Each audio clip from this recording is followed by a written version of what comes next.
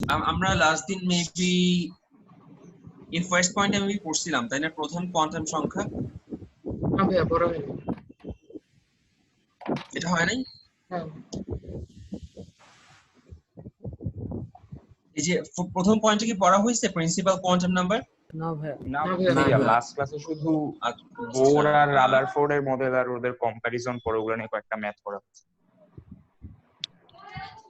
আচ্ছা, এই জিনিসটা ডি ব্রগলি।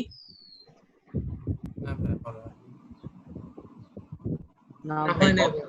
না, আচ্ছা এগুলা 2.5। এটা হ্যাঁ, হয়েছিল, ম্যাথগুলো হয়েছে। এটা হয়েছিল। ম্যাথগুলো হয়েছে। ম্যাথগুলো হয়েছিল। আচ্ছা ঠিক আছে, এরপরে থেকে শুরু করি তাহলে। আর শ্রোডিঞ্জার নিয়েও তো মেবি কথা বলছিলাম একটু, মনে হয় না শ্রোডিঞ্জার ইকুয়েশন নিয়ে? না ভাইয়া। না ভাইয়া মনে হয় না হয়েছে। আচ্ছা ঠিক আছে, আমরা এখন ডি ব্রগলি ইকুয়েশনটা দেখব। তো ডি ব্রগলি ইকুয়েশনের মেইন কথাটা হচ্ছে কি, মানে ডি ব্রগলি যে থিওরিটা দিয়েছিল সেটা হচ্ছে একটা ইলেকট্রনের বোথ পার্টিকেল নেচার আর ওয়েভ নেচার এক্সিস্ট করে। মানে একটা জিনিসের পার্টিকেল নেচার বলতে আমরা বুঝি সে হচ্ছে কোনো কিছুতে একটা ধাক্কা খেয়ে আবার ফিরে আসবে, এরকম একটা ব্যাপার। আর একটা জিনিসের যখন আমি বলি ওয়েভ নেচার, দ্যাট মিনস হচ্ছে তার একটা ওয়েভ লেন্থ থাকবে, তার একটা ফ্রিকোয়েন্সি থাকবে, এই ব্যাপারগুলো আর কি। তো ডি ব্রগলি যে কথাটা বলে সেটা হচ্ছে যে ইলেকট্রনের এক এক সময় এক এক ধরনের প্রপার্টি থাকে, বা at the same time both particle and wave nature exist করতে পারে। তো এই ইলেকট্রনের যে এই দুইটা নেচার, তার মধ্যে সে একটা রিলেশন বের করে। সে রিলেশনটা হচ্ছে এটা, lambda equals to H by MV. এটাকে বলা হয় সহজ কথা ডি ব্রগলি ইকুয়েশন। এখন মোমেন্টাম জিনিসটা অ্যাকচুয়ালি কার থাকে, পার্টিকেলের নাকি ওয়েভের? Sir particle. Practical. Particle. Particle. Math তো মানে ওয়েভে তো নরমালি আমরা কখনো ম্যাথ দেখি না তাই না, এরকম কিন্তু কখনো শুনি না এই সাউন্ড ওয়েভের ম্যাথ কত, বিকজ ওয়েভের কোনো ম্যাথ হয় না বেসিক্যালি। আচ্ছা, আর এই ল্যামডাটা কিসের প্রপার্টি, ওয়েভের প্রপার্টি নাকি পার্টিকেল নেচারের প্রপার্টি? ওয়েভে। ওয়েভের প্রপার্টি। সো এই যে ল্যামডাটা দিয়ে বলা হচ্ছে যে একটা জিনিসের ওয়েভ প্রপার্টি, আর এই এমভি দিয়ে ডিনোট করা হচ্ছে তার পার্টিকেল প্রপার্টি।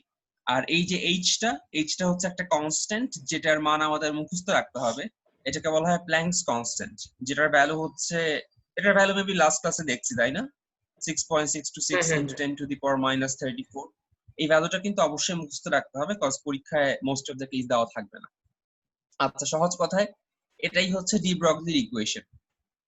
তো এখানে যে জিনিসটা দেখাইছে দেখো, এটা কিন্তু একটা ওয়েভের মতো জিনিস, কন্টিনিউয়াসলি পাস করতেছে, রোটেট করতেছে নিউক্লিয়াসকে ঘিরে। সো এইখানে ইলেকট্রনের যে ওয়েভ শেপে যে মুভমেন্টটা সেটা দেখা যাচ্ছে। এটা জাস্ট একটা নরমাল ফিগার, তেমন ইম্পর্টেন্ট কিছু না। আচ্ছা, ডি ব্রগলির ইকুয়েশনটা তোমাদের কাছে ক্লিয়ার তো নাকি? জি ভাইয়া। আচ্ছা, জি ভাই।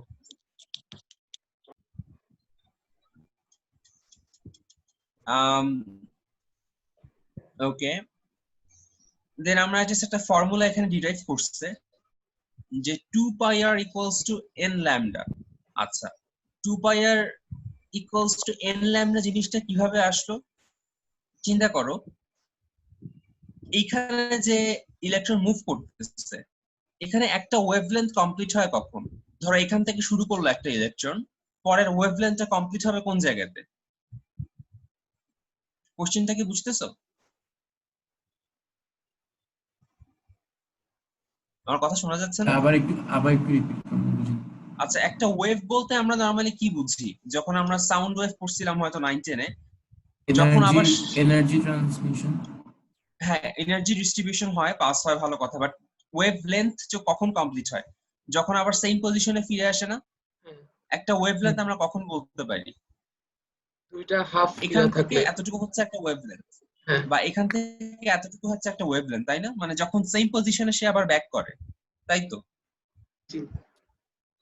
জি। আচ্ছা, সো এইখানে যে জিনিসটা বলা হচ্ছে যে এই যে টোটাল যে সার্কামফারেন্সটা, সেটা হচ্ছে অবশ্যই একটা integer number of wavelength complete করবে।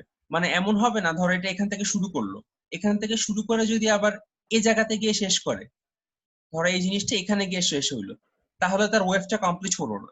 ব্যাপারটা বুঝতে পারতেছো?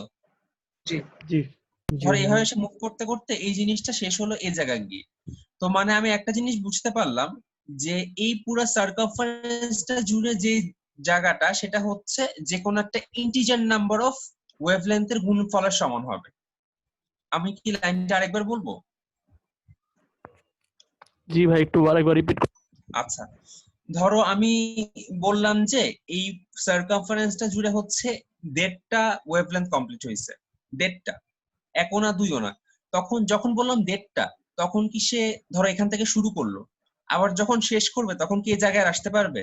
সে না হয় এখানে থাকবে, না হয় এখানে থাকবে, না হয় এখানে থাকবে। কারণ কি, সে তো 2টা বা 1টা কোনো integer number of wavelength complete করে নাই। জি মেবি তোমরা বুঝতে পারো না। আচ্ছা আমি আরেকবার বলি, এখান থেকে দেখাই। ধরো আমি এখানে বললাম সে হচ্ছে 1.5টা ওয়েভলেন্থ কমপ্লিট করছে, মানে সে কি এই জায়গাটাতে আছে না, বা এরকম কোন, বা বললাম 1.75টা ওয়েভলেন্থ কমপ্লিট করছে, এরকম কোন একটা জায়গাতে আছে। সে কি আগের জায়গাতে ফিরে আসতে পারছে? না। এই না। যে না। ইনিশিয়াল পয়েন্টটা, সেটা কখন ফিরে আসতে পারবে? যখন integer number of wavelength complete করবে। যদি বলি 1টা তাহলে এখানে, যদি বলি 2টা তাহলে আবার এখানে। যদি সংখ্যাটা ইন্টিজার না হয় তাহলে কি সে আগের জায়গায় ফিরে আসতে পারবে? না। না। পারবে না। এখন maybe ব্যাপারটা বুঝতে পারছো না কি বোঝাতে যাচ্ছি? হ্যাঁ ভাইয়া। জি ভাইয়া। জি আচ্ছা, ভাইয়া। এটা কেন এতক্ষণ ধরে এই কথাটা বললাম, সেটা হচ্ছে এই লাইনটা জাস্ট এক্সপ্লেন করার জন্য যে 2 পাই আর ইকুয়ালস টু n ল্যামডা কেন হইলো। 2 পাই আরটা হচ্ছে সার্কামফারেন্স, সেটা অবশ্যই ওয়েভলেন্থের যে কোনো একটা ইন্টিজার মাল্টিপল হবে, যেটার কারণটা এতক্ষণ ধরে আমি এক্সপ্লেইন করলাম। তোমাকে বুঝতে পারছো এটা? জি ভাইয়া। জি ভাইয়া। সবাই বুঝছে ভাইয়া? হ্যাঁ জি ভাইয়া। তবে এটার সাথে কি কি বলে প্ল্যাঙ্কস এর কোনো প্ল্যাঙ্কস যে ইয়েটা দিল যে ইন্টিজার মাল্টিপল হিসাবে ফোটন গুলা বের হবে, এটাও কি এরকম? হ্যাঁ, এটাই তো বললাম যে 2 পাই আর তো সার্কামফারেন্স, আর এখানে যে এনটা হচ্ছে একটা ইন্টিজার, ল্যামডাটা হচ্ছে ওয়েভলেন্থ, মানে ওয়েভলেন্থের ইন্টিজার মাল্টিপলটা হচ্ছে সার্কামফারেন্সের সমান হবে, যে কোনো ইন্টিজার মাল্টিপল। সেটাই তো এখানে এই জিনিসটাই তো এক্সপ্লেন করলাম এতক্ষণ। জি বুঝতে পারছো ভাইয়া? হ্যাঁ। জি ভাইয়া। আচ্ছা, এখন আমরা একটা ফর্মুলা দেখছিলাম যে mvr equals to nh by twice pi, তাই না? হুম। সেখান থেকে কি এটা লেখা যায় না, twice pi R equals to nh by mc? c বলতে এখানে বেসিক্যালি v আর কি।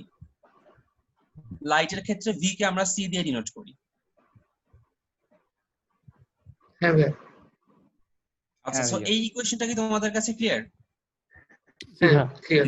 জি ভাইয়া। সেখান থেকে আমরা বলতে পারি lambda equals to h by mc। Just এই ইকুয়েশনটা ডিরাইভ করছে, অলদো তোমাদের ডিরাইভেশনের কোনো দরকার নাই, জাস্ট জেনে রাখলে আর কি ইকুয়েশনটা কিভাবে আসলো, তবে এটা তেমন ইম্পর্টেন্ট কিছু না আর কি। আচ্ছা, আমরা এখন আচ্ছা। 2.6টা দেখি। কোশ্চেনটা একটু পড়ো ফার্স্ট।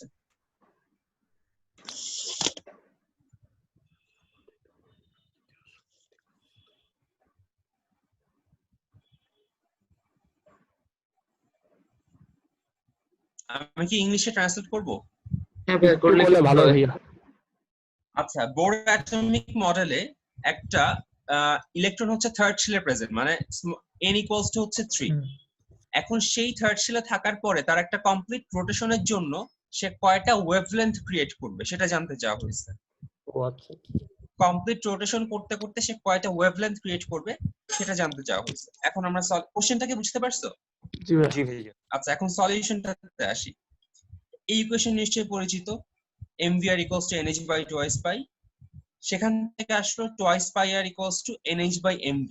এটুকু নিয়ে তো কোনো সমস্যা নাই, তাই না? হুম। আচ্ছা, ডি ব্রগলির ইকুয়েশন আমরা একটু আগে দেখলাম, সেখানে এই ফর্মুলাটা নিশ্চয়ই দেখছি, lambda equals h by mv। জি ভাইয়া।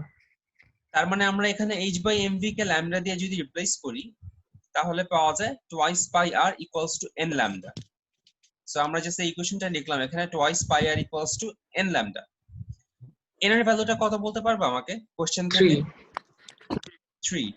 তার মানে বলতে পারি কি twice pi R equals to 3 lambda. Hmm. এখন একটা twice pi R equals to 3 lambda, ধরো আমি একটা জিনিস, একটা সার্কেল আঁকলাম। আচ্ছা, এই সার্কেলের যে সার্কামফারেন্স সেটা হচ্ছে ডেফিনেটলি টোয়াইস পাই আর, যে কোনো হুম। সার্কেলের সার্কামফারেন্স তো টোয়াইস পাই আর। তো হুম। আমি বললাম এই সার্কেল দিয়ে কোনো একটা ওয়েভ পাস করতেছে, সেই ওয়েভের ওয়েভলেন্থ হচ্ছে সাপোজ আমি বলে দিলাম এই সার্কেলের সার্কামফারেন্স হচ্ছে 15, আর একটা ওয়েভ পাস করতেছে যার ওয়েভলেন্থ হচ্ছে 5। তার মানে এই ওয়েভটা এখানে কয়টা কমপ্লিট রোটেশন করতে পারবে বা কয়টা কমপ্লিট ওয়েভলেন্থ দিতে পারবে তোমাকে, যখন এক জায়গা থেকে ফিরে আবার ওই জায়গায় আসবে, ধরো এখান থেকে ঘুরে সেই জায়গায় আবার ব্যাক করলো, সে তোমাকে কয়টা ওয়েভলেন্থ দিবে কমপ্লিট? তিনটা তিনটা। তিনটা দিবে। তার মানে আমরা এটা, তার মানে এই কেসটাতে বলো তাহলে এখানে কয়টা কমপ্লিট ওয়েভলেন্থ দিবে? সেম তিনটা দিবে না? হ্যাঁ। দেখো টয়েস পাই এর জায়গায় 15, ল্যামডার জায়গায় 5 বসাও, মানে twice pi R equals to n lambda ফর্মুলাতে n এর যে ভ্যালু সে অ্যাকচুয়ালি ততগুলাই কমপ্লিট ওয়েভলেন্থ দিবে। এই জিনিসটা কি এই एग्जांपल থেকে ক্লিয়ার তোমাদের কাছে, নাকি আরেকবার বলবো? হ্যাঁ, কারো আরেকবার বলা লাগবে? না ভাইয়া লাগবে না, বুঝছি। না ভাই লাগবে না। না ভাই আচ্ছা ঠিক আছে, সো এই জিনিসটা হচ্ছে আমরা প্রুফ করলাম, এটা মাঝে মাঝে 2 নম্বরে আসতে পারে, যে থার্ড শেলে যখন একটা ইলেকট্রন থাকে তখন তার যে সার্কামফারেন্স সেটা হচ্ছে ওয়েভলেন্থে 3 টাইমস হয়। অথবা এমনও কোশ্চেন দিতে পারে যখন থার্ড শেলে থাকে সে তখন কয়টা কমপ্লিট ওয়েভলেন্থ ক্রিয়েট করবে। সহজ কথায় যত নাম্বার শেলে থাকবে সে ততগুলাই কমপ্লিট ওয়েভলেন্থ ক্রিয়েট করবে। এটা থার্ড হতে পারে, ফোর্থ হতে পারে, ফিফথ হতে পারে, যে কোনো কিছুই হতে পারে। এটা মাঝে মাঝে 2 নাম্বারের জন্য প্রুফ হিসেবে আসতে পারে। এটা 3-4-এ আসার মতো কোশ্চেন না, আসলে 2-এই আসবে বা অবজেক্টিভে আসতে পারে হয়তো। আচ্ছা, এই কনসেপ্টটা ক্লিয়ার তো, তাই না? 2.6 নাম্বার হ্যাঁ ভাইয়া, एग्जांपल। Clear clear. আচ্ছা, আমরা এখন হাইজেনবার্গস আনসার্টেনিটি প্রিন্সিপালে আসি। আচ্ছা, এইখানে মেইন যে কথাটা সেটা হচ্ছে যে আমরা কখনোই ডেফিনেটলি একটা ইলেকট্রনের পজিশন আর momentum at the same time determine করতে পারবো না। Momentum position same time perfectly determine করতে পারবো না, সেখানে কিছু ভুল থাকবে বা সেখানে কিছু আনসার্টেনিটি থাকবে, এবং সেই আনসার্টেনিটির গুণফলটা অবশ্যই h/4π এর চেয়ে বেশি হবে। h এর ভ্যালু আমরা জানি এবং 4π এর ভ্যালু আমরা জানি, এই দুইটার গুণফল হচ্ছে h/4π এর চেয়ে বেশি হবে। ধরো একটা एग्जांपल দিলাম, তোমাকে বলে দিল যে একটা ইলেকট্রন এই এরিয়ার মধ্যে আছে, এরিয়াটা কতটুকু? 100 সেন্টিমিটার। 100 সেন্টিমিটারের মধ্যে যে কোনো একটা জায়গার মধ্যে ইলেকট্রনটা প্রেজেন্ট, দ্যাট মিন্স তার পজিশনের যে আনসার্টেনিটি সেটা হচ্ছে 100 সেন্টিমিটার। আর বললাম তার মোমেন্টাম হচ্ছে সাপোজ 100 থেকে 200 কেজি মিটার পার সেকেন্ড, তাহলে তার মোমেন্টামের যে আনসার্টেনিটি সেটা হচ্ছে 200 মাইনাস 100 মানে এখানেও 100। তো এই দুইটা যখন আমি গুণ করব অবশ্যই সেটার ভ্যালু h/4π এর সমান বা তার চেয়ে বেশি হবে। এটাই হচ্ছে সহজ কথা হাইজেনবার্গের আনসার্টেনিটি প্রিন্সিপাল। এটা কি সবাই বুঝতে পারছে নাকি আরেকবার বলবো?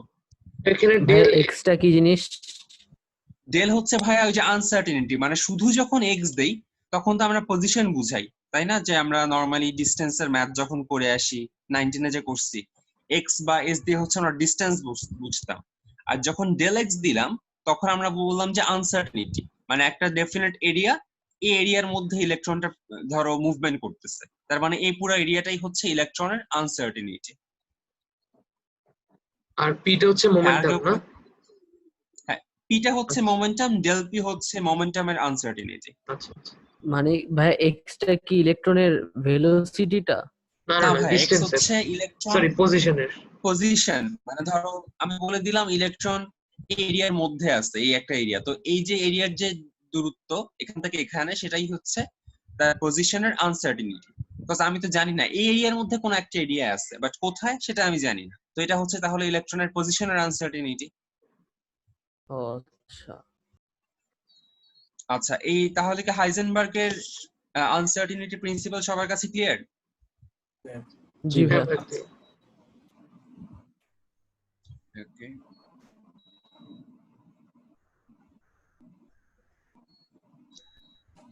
সো এখানে একটা জিনিস খেয়াল করো, h/4π কিন্তু একটা কনস্ট্যান্ট, এবং আমি বলে দিলাম আচ্ছা আনসার্টেনিটি যত বেশি পসিবিলিটি যে তত কম, তাই না? আমাদের প্রিসাইজলি বের করার, এটা তো তোমরা বুঝোই, আনসার্টেনিটি বেশি মানে প্রিসাইসলি বের করার প্রবাবিলিটি কমে যাবে। জি ভাইয়া। তো যেহেতু এই সংখ্যাটা একটা কনস্ট্যান্ট, তো আমি এটা তো বুঝতেছি তাই না, যে আমি যত অ্যাকুরেটলি মোমেন্টাম বের করতে পারবো তত কম অ্যাকুরেটলি পজিশন ডিটারমাইন করতে পারবো, অথবা যত অ্যাকুরেটলি পজিশন ডিটারমাইন করব তত অ্যাকুরেটলি মোমেন্টাম ডিটারমাইন করতে পারবো। মানে দুইজনের যে রিলেশনটা সেটা হচ্ছে ইনভার্সলি প্রপোর্শনাল। এটা তো এই রিলেশন থেকে বোঝা যাচ্ছে মেবি, তাই না, ইকুয়েশনটা থেকে? হ্যাঁ জি ভাই। বুঝছে। আচ্ছা, জি। সেই কথাটাই হচ্ছে এখানে লেখা আর কি, যে যদি ইলেকট্রনের ভেলোসিটি বা ওয়েভ প্রপার্টি যদি আমি ডিটারমাইন করতে চাই তখন পার্টিকেল ন্যাচার ইম্পর্টেন্স থাকে না, আবার সিমিলারলি যদি পার্টিকেল ন্যাচার ডিটারমাইন করতে চাই তখন ওয়েভ ন্যাচারের ইম্পর্টেন্স থাকে না। এই আর কি। অ্যাকচুয়ালি ইলেকট্রনের কিন্তু দুইটা প্রপার্টি প্রেজেন্ট। আমরা ইলেকট্রনের বিভিন্ন সেকেন্ড পেপারে গিয়ে হয়তো বিভিন্ন প্রপার্টি দেখবো, ডিফ্রাকশন অর সামথিং। তো বিভিন্ন মানে লাইটের বিভিন্ন প্রপার্টি দিয়ে আমরা বুঝতে পারবো ইলেকট্রন অ্যাকচুয়ালি এক এক টাইমে তার প্রপার্টি গুলাকে পার্টিকেল নেচার দিয়ে এক্সপ্লেন করা যায়, আবার এক এক টাইমে তার প্রপার্টি গুলাকে ওয়েভ নেচার দিয়ে এক্সপ্লেন করা যায়। So electron at the same time both basically particle আর ওয়েভ। আচ্ছা, শ্রোডিঞ্জারের ওয়েভ ইকুয়েশন, এই ইকুয়েশনের নিয়ে তোমাদের আপাতত খুব বেশি জানার প্রয়োজন নাই। হয়তো ভার্সিটি থেকে এই টপিক রিলেটেড টপিক নিয়ে গেলে হয়তো পড়বা। এখন জাস্ট অল্প কিছু জিনিস জানতে হবে, সেটা হচ্ছে এই ইকুয়েশনটা একটু কষ্ট করে মুখস্থ রাখতে হবে। একটা ইকুয়েশন দেখতে পাচ্ছ, ডি স্কয়ার, এটাকে বলা হয় সাই। একটা সাইন দেখা যাচ্ছে ডি স্কয়ারের পরে একটা ভি এর মতো জি। কাইন্ড অফ মাঝখানে একটা ভার্টিক্যাল দাগ, এটাকে বলা হয় সাই সাইন। তো এই ইকুয়েশনটা তোমাদের একটু কষ্ট করে মুখস্থ করতে হবে। আপাতত মুখস্থ করার দরকার নাই, পরে যে কোনো একটা সময় আমরা যখন ডিফারেন্সিয়েশন পড়বো তারপর হয়তো মুখস্থ করতে একটু সুবিধা হবে। আর এই শ্রোডিঞ্জারের ইকুয়েশন নরমালি পরীক্ষায় খুব একটা আসে না, তেমন ইম্পর্টেন্ট কিছু না আসলে এইচএসসি সিলেবাসের জন্য। আমরা জাস্ট সাই আর সাই স্কোয়ারের ক্যারেক্টারিস্টিক্সটা মাথায় রাখবো, সাই এবং সাই স্কোয়ার ক্যারেক্টারিস্টিক্সটা। তো সাই, এই যে শ্রোডিঞ্জারের এটা একটা ইকুয়েশন, এই ইকুয়েশন সলভ করে আমরা হচ্ছে ই এর কিছু মান পাই। এই যেখানে ই দেখতে পাচ্ছ একটা, ই এর মান পাই। সে মান আমাদের একদমই বের করা লাগবে না, মানে আমাদের এইচএসসি লেভেলে এরকম কোনো ইকুয়েশন সলভ করা লাগবে না, এটা হচ্ছে পারফেক্টলি শিওর। বাট যখন আমরা সলভ করব, মানে যদি হায়ার লেভেলে যারা করছে বা আমরা যখন করব ভার্সিটিতে, তখন এখানে কিছু ভ্যালু পাওয়া যায়, এটাকে সলভ করলে ই এর কিছু মান পাওয়া যায়, সেটাকে বলা হয় আইজেন ভ্যালুস। এটা অবজেক্টিভের জন্য ইম্পর্টেন্ট। শ্রোডিঞ্জার ইকুয়েশন সলভ করে ই এর যে ভ্যালুটা পাওয়া যায় সেটাকে বলা হয় আইজেন ভ্যালুস, এবং ইটা হচ্ছে এখানে ইলেকট্রনের টোটাল এনার্জি। এতক্ষণ পর্যন্ত যা বললাম বেশিরভাগই মনে হয় তোমাদের মাথার উপর দিয়ে যাচ্ছে। এটা মাথার উপর দিয়ে যেতে পারে, এটা নিয়ে খুব টেনসড হওয়ার কিছু নাই। শ্রোডিঞ্জারের ওয়েভ ইকুয়েশন নিয়ে এটা ফার্স্টে বলে দিই, এটা নিয়ে টেনসড হও না। ওকে, দেন এই ই এর যে ভ্যালু গুলো পাওয়া যায় সেটাকে হচ্ছে আইজেন ভ্যালু বলা হয়, এটা হচ্ছে ফার্স্ট কথা। এবং আইজেন ভ্যালুর যে ভ্যালু সেগুলো দিয়ে হচ্ছে আমরা অরবিটকে বুঝি। অরবিট জিনিস নিয়ে আমরা হয়তো একটু আগে আলোচনা করছিলাম যে এন এর যে ভ্যালু, শেল, n equals 1 মানে ফার্স্ট শেল, n equals 2 মানে সেকেন্ড শেল, এই n এর ভ্যালু গুলাকেই হচ্ছে আমরা বেসিক্যালি অরবিট বলি। First orbit, second orbit, third orbit. আচ্ছা, দেন হচ্ছে এখানে ই দিয়ে কি জানি বলছিলেন, ই দিয়ে ইলেকট্রনের এনার্জি, হচ্ছে ইলেকট্রনের টোটাল এনার্জি। আচ্ছা ইলেকট্রনের টোটাল টোটাল এনার্জি, এনার্জি। হ্যাঁ, ইলেকট্রনের টোটাল এনার্জি। ওকে, দেন আর কিছু এখানে ইম্পর্টেন্ট আর তেমন কিছু না, এটা অবজেক্টিভের জন্য এই জিনিসটা ইলেকট্রনের ইম্পর্টেন্ট না, যে সাইয়ের ইলেকট্রনের ইলেকট্রনের না কোনো এনার্জি থাকে না, এটা না, শেলে ইলেকট্রনের থাকলে। তো না, সে যখন ইলেকট্রন কোনো এনার্জি এমিট করে না বা অ্যাবজর্ব করে না। যখন কোনো ডেফিনেট শেলে থাকে তখন পয়েন্টটা ছিল এরকম যে কোনো এনার্জি এমিট করে না বা অ্যাবজর্ব করে না, বাট যখন শেল চেঞ্জ করে তখন সে এনার্জি এমিট করে বা অ্যাবজর্ব করে। বুঝছি। বোর মডেলের ফার্স্ট পয়েন্টটা। জি ভাই বুঝছি। আচ্ছা, থার্ড পয়েন্টটা হচ্ছে সাইয়ের কোনো ফিজিক্যাল সিগনিফিকেন্স নাই, এটা হচ্ছে ইলেকট্রন ওয়েভের অ্যামপ্লিটিউড ডিটারমাইন করে। অ্যামপ্লিটিউড জিনিসটা হচ্ছে, অ্যামপ্লিটিউডের সাথে কি তোমরা পরিচিত? অ্যামপ্লিটিউড, একটা ওয়েভের অ্যামপ্লিটিউড হ্যাঁ ভাই, ওই কি ছিল? Highest point of wave highest transmitting point. Particle. হ্যাঁ এক্স্যাক্টলি, মানে এটার কেসে হচ্ছে এটা হচ্ছে অ্যামপ্লিটিউড।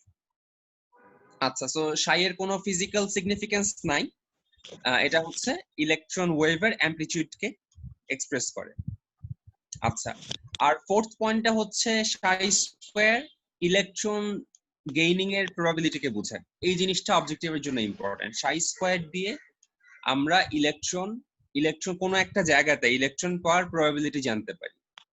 ইলেকট্রনের সম্ভাব্য অবস্থান, মানে ইলেকট্রন ওখানে পাওয়া যাবে কি যাবে না, তার প্রবাবিলিটি আমরা জানতে পারি হচ্ছে সাই স্কয়ারের ভ্যালু থেকে। এটা অবজেক্টিভের জন্য ইম্পর্টেন্ট।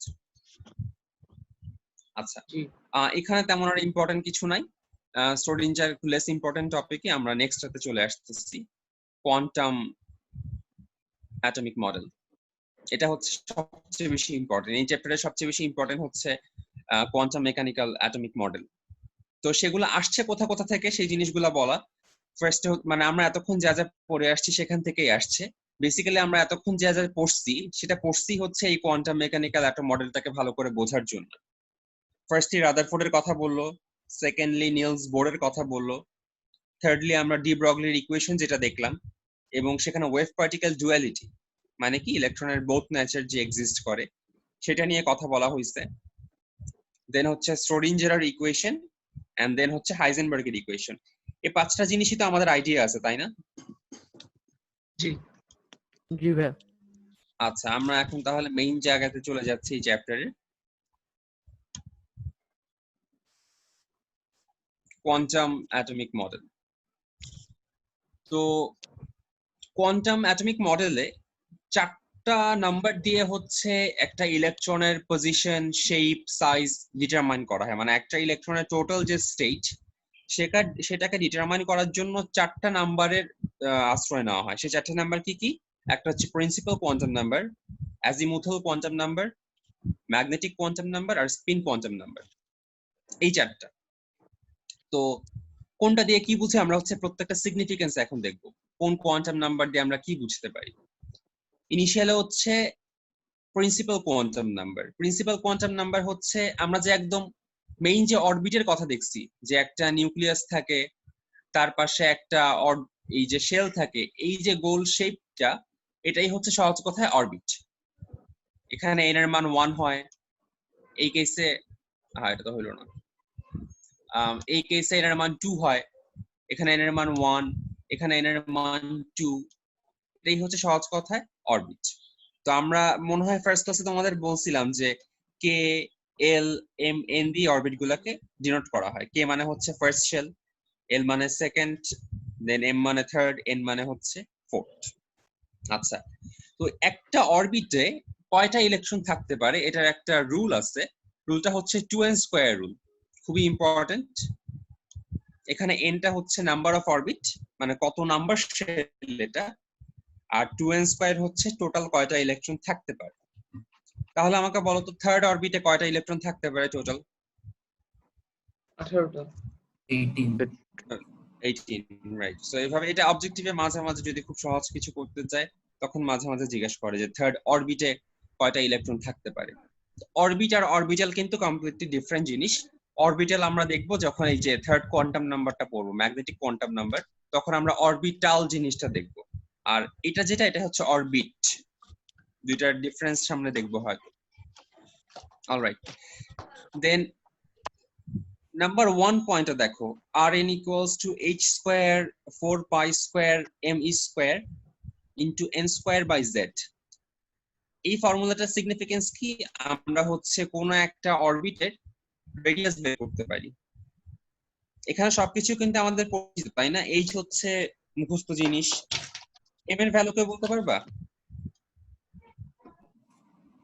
কিসের ভ্যালু ভাইয়া? m 9.11 into 10 to the power 9.11 31 minus 31 right. -31 R e এর value 4.8 into 10 to the power -10। আমরা অ্যাকচুয়ালি ভাইয়া ওই ইএসইউ ইউজ না করে ওই কুলাম্বে যাওয়ার চেষ্টা করব। এসআই ইউনিটে করতে পারলে সুবিধাজনক হয়, মানে 1.6 into 10 to the power -19। তুমি যেটা বলছো 4.8 ওটাও ঠিক আছে, ওটা হচ্ছে অন্য ইউনিটে এই আর কি। দেন n স্কয়ার, n তো হচ্ছে নাম্বার অফ শেল, আর z হচ্ছে অ্যাটমিক নাম্বার। অলরাইট, সো এটা হিসাব করে আমরা হচ্ছে যে কোনো অ্যাটমের যে কোনো নাম্বার শেলের রেডিয়াস বের করতে পারি। সো এই ফর্মুলা মুখস্থ, এইটা নরমালি ক্রিয়েটিভে আসে না বেসিক্যালি। তোমাকে কোনো ক্রিয়েটিভে সি বা ডি নাম্বারে আই গেস বের করতে দিবে না, যে এক লাইনের ইকুয়েশনে বের করতে দিবে না, আর অনেক জিনিস আছে এই চ্যাপ্টারে। সো ইন কেস যদি কোনো এলিমেন্টের কোনো শেলের রেডিয়াস বের করতে বলে, ডেফিনেটলি সেটা হচ্ছে অবজেক্টিভে আসার চান্স বেশি, বা 1 নাম্বার প্রশ্নে। তো তখন তুমি এই ফর্মুলা মুখস্থ রাখতে পারো, এটা একটা ওয়ে হতে পারে। অথবা একটা ইজি কাজ করতে পারো, তুমি জাস্ট এই ভ্যালুটা মুখস্থ রাখবা এবং তার সাথে n square by z multiply করে দিবা এলিমেন্ট এবং শেল নাম্বার অনুসারে। আমার কথাটা কি বুঝতে পারছো? হ্যাঁ ভাইয়া। আচ্ছা, জি ভাইয়া। তো আবার বলবো? না ভাইয়া বুঝছি। না আচ্ছা, ভাইয়া সো আমি বুঝছি। যদি সাপোজ বললাম যে নাইট্রোজেনের সেকেন্ড শেলটার রেডিয়াস বের করো, তখন ইকুয়েশনটা আমাকে বলো তো কি হবে? ইকুয়েশন মানে নাম্বারটা কি হবে? ফার্স্টে এই সংখ্যাটা, তার সাথে কি গুণ হবে? নাইট্রোজেনের সেকেন্ড শেল।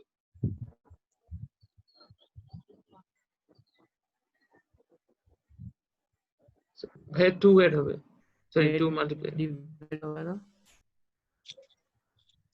না, ধরো 2 মাল্টিপ্লাই না, 4 এই যে 0.5 into 10 to the power minus 10 যে লেখা না, এটার সাথে কি মাল্টিপ্লাই হবে যদি আমি বলি যে নাইট্রোজেনের সেকেন্ড শেলের রেডিয়াস বের করো? তখন n স্কয়ার বাই z।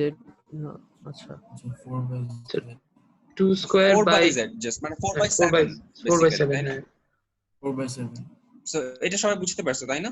তবে এখানে কি 10 টু দি পাওয়ার -10 নাই, খালি 10 বুঝা যাচ্ছে 10 to the power minus 10, minus 10, এই যে অ্যাংস্ট্রম মানেই হচ্ছে 10 to the power minus 10। এই যেখানে অ্যাংস্ট্রম লেখা দেখতে পাচ্ছ, মানে 10 to the power minus 10 এর অপর নাম হচ্ছে অ্যাংস্ট্রম। যেমন 10 to the power minus 6 এর অপর নাম কি? মাইক্রো। বা 10 to the power minus 3 এর আরেকটা নাম হচ্ছে milli. Similarly 10 to the power minus 10 এর আরেকটা নাম হচ্ছে অ্যাংস্ট্রম। এটা এর উপর একটা সার্কেল দিয়ে এক্সপ্রেস করা হয়। বুঝতে পারছো আমি যেটা বললাম? জি ভাইয়া। জি ভাইয়া। আচ্ছা, সেকেন্ড পয়েন্ট, আমরা ফার্স্টে রেডিয়াস বের করলাম। আমরা বেসিক্যালি রেডিয়াস এবং এনার্জি এবং ইন সাম কেস ভেলোসিটি বের করার চেষ্টা করবো। ইলেকট্রনের যেসব জিনিস আমাদের বের করতে বলে ম্যাথে, রেডিয়াস, ভেলোসিটি আর হচ্ছে এনার্জি। তো এনার্জির কেসেও সেম ব্যাপার, চিন্তা দেখো ফর্মুলাটা 2 pi square m e to the power 4 divided by h square into z square by n square। এই কেসটাতে দেখো এই ব্র্যাকেটেড পার্টটা কনস্ট্যান্ট না সবকিছুই। এখানে কেমন কোনটা আছে যেটার ভ্যালু আমরা জানি না? না ভাইয়া। না ভাই। জানি। তার মানে এখানেও সেম একটা কাজ করতে পারো, এটা মুখস্থ রাখতে পারো, অথবা হচ্ছে এই ভ্যালুটা মুখস্থ রাখবা, -2.18 into 10 to the power -18 into z square by n square। তার মানে তুমি যখন এই সংখ্যাটার সাথে তুমি হচ্ছে অ্যাটম নাম্বার এবং তার শেল নাম্বার অনুসারে z square by n square multiply করে তার এনার্জি বের করতে পারবে। জি। এটা কি বুঝতে পারছো ভাইয়া? হ্যাঁ ভাইয়া বুঝা গেছে। তো মোস্টলি যে জিনিসটা আসে, তোমাকে নরমালি কোন শেলের এনার্জি বের করাচ্ছে, একটা শেল থেকে যখন আরেকটা শেলে আসে তখন কতটুকু এনার্জি ডিফারেন্স ক্রিয়েট হবে সেটা বের করতে বলে। সো তখন যে কাজটা করতে হয়, তুমি ফার্স্টে E1 বের করবা। ধরো তোমাকে বললো 5th শেল থেকে 3rd শেলে আসলে কতটুকু এনার্জি ডিফারেন্স হবে, তখন তুমি 3rd শেলের জন্য একবার বের করবা, 5th শেলের জন্য আরেকবার বের করবা, দেন একটা থেকে আরেকটা মাইনাস করবা। বুঝা গেল তো, তাই না? এটা তো সিম্পল একটা ব্যাপার যে del E equals E2 minus E1। হ্যাঁ। সো এই প্রিন্সিপাল কোয়ান্টাম নাম্বার নিয়ে কি কারো কোনো প্রবলেম আছে? না ভাইয়া নেই। আচ্ছা ঠিক আছে, না ভাই। আমরা ভাইয়া তাহলে আমরা নেক্সট টপিকে যাচ্ছি। এনার্জিটা আপনার h ইনটু নিউ দিয়ে কেন করলাম না? এনার্জি ভাই আমরা তো আমরা যদি ফ্রিকোয়েন্সি না জানি, ইন দ্যাট কেস যদি তোমাকে ফ্রিকোয়েন্সি বলেই দেয় তখন তুমি h নিউ দিয়ে করবা, কিন্তু যদি ফ্রিকোয়েন্সি না বলে দেয় তখন তো তোমার h নিউ দিয়ে করার সুযোগ নাই। এটা একটা ফ্যাক্ট। এবং আরেকটা ফ্যাক্ট হচ্ছে h নিউ দিয়ে তুমি যেটা পাও সেটা কিন্তু del E ডিরেক্টলি পাও, মানে E1 minus E2 ডিরেক্টলি পাও। E1 কত সেটাও পাও না, E2 কত সেটাও পাও না। হ্যাঁ বুঝছি। বাট এখানে হচ্ছে তুমি E1 E2 আলাদাভাবে বের করতে পারতেছো এবং দুইটা ডিফারেন্স দেখে অ্যাকচুয়াল ডেল ইটা কত সেটাও বের করতে পারতেছো। তো এটার জন্য অ্যাকচুয়ালি তোমার কোনো ইনফরমেশন লাগে না, তোমাকে জাস্ট বললেই হয় যে এই শেল থেকে এই শেলে যাচ্ছে, তুমি নিজেই বের করতে পারবা।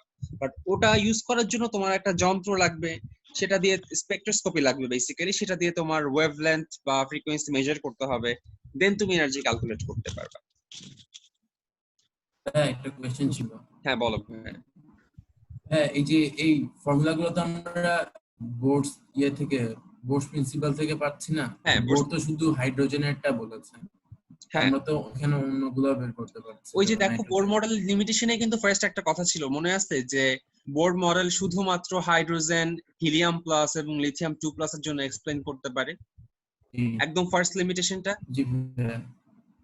তো ওটাই বলা হচ্ছে যে মানে বোর্ড যে জিনিসটা বলছিল সেটা হচ্ছে সে এই জিনিসগুলা দেয় নাই, মানে হাইড্রোজেন ছাড়া অন্য কোনো কিছুর জন্য কিভাবে এক্সপ্লেইন করতে হবে সেটা নিয়ে সে কোনো আইডিয়া দেয় নাই। এটাই ছিল বোর মডেলের ফার্স্ট ফ্লটা। সেই ফ্লটা এখানে দূর হয়ে যাচ্ছে যখন সে জেড এন স্কয়ার জিনিসগুলো নিয়ে আসছে। বুঝতে পারছো ভাই? জি ভাইয়া, বুঝেছি। আচ্ছা,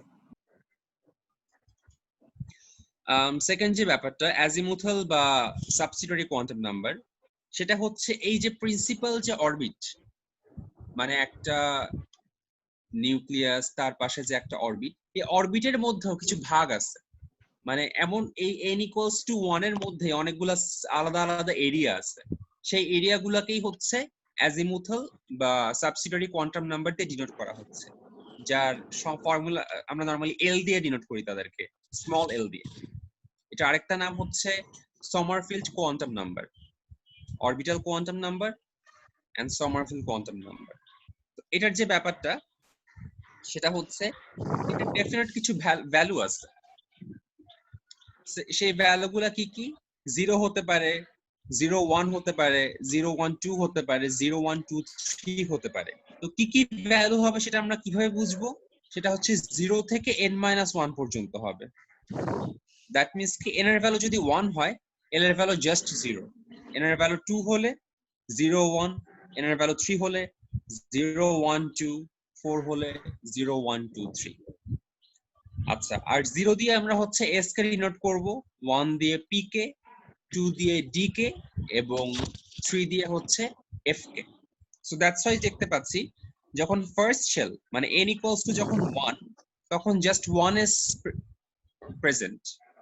যখন n এর ভ্যালু 2, তখন 2s to be present, cause এখানে n এর ভ্যালু 2 হওয়াতে l এর ভ্যালু 0 হতে পারে, l এর ভ্যালু 1 হতে পারে। এখানে যেহেতু n এর ভ্যালু 3, দ্যাটস ওয়াই l এর ভ্যালু 0 হতে পারে, 1 হতে পারে, 2 হতে পারে। এখানে যেহেতু n এর ভ্যালু 4, l এর ভ্যালু 0 1 2 3 যে কোনো কিছুই হতে পারে।